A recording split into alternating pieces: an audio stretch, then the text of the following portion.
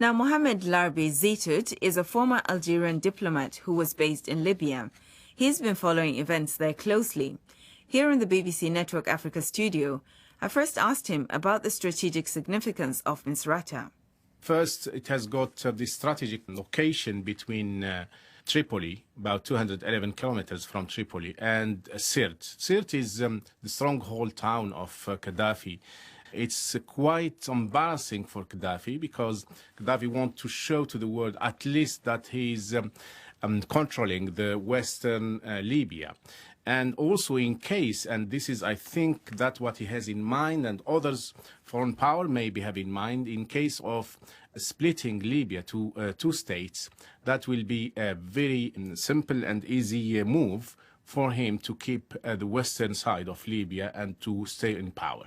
And so is that the reason why the Gaddafi forces have been determinedly pursuing Misrata and trying to recapture it? Absolutely, absolutely. This is very strategic for Gaddafi. He has to get control of Misrata, and we have seen in the last weeks that the exchanged, most of his street has exchanged hand between the revolutionary and criminals who are fighting with Gaddafi. Most of them are mercenaries. We have to mention this, and this is extremely also important.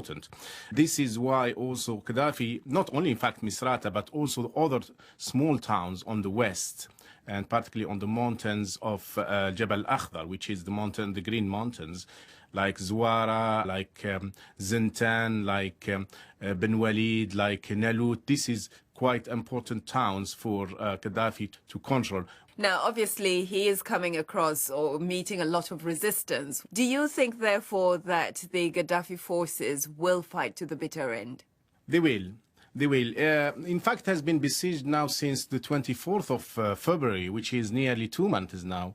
Nearly 300 to 350,000 persons have been besieged, and they are in very desperate situation. And Gaddafi will do absolutely everything to gain the control of the town. And they are killing civilians, and this is terrible. And this is also demonstrate that the international community has failed, in fact, to protect civilians. Exactly, which brings me to the point that I was going to make. NATO is supposed to be protecting these civilians, but it's very clearly failed in Misrata and some of these towns. Why? Because this infight within the members of NATO. I mean, they are not, they haven't got an agreed strategy for fighting. They have got different interests, and unfortunately, again and again, we see that the Western countries are more interested to their national interest than to protect civilians. Now, Colonel Gaddafi's government says it's genuinely committed to a ceasefire and negotiations. How does that sit, though, with the way his forces have been determinedly fighting to gain control of Misrata and other towns?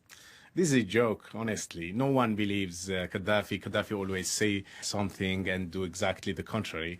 And I witnessed that on the beginning of 90s when I was there. He can mention different things and doing different, absolutely different things on the ground. No one really believes Gaddafi.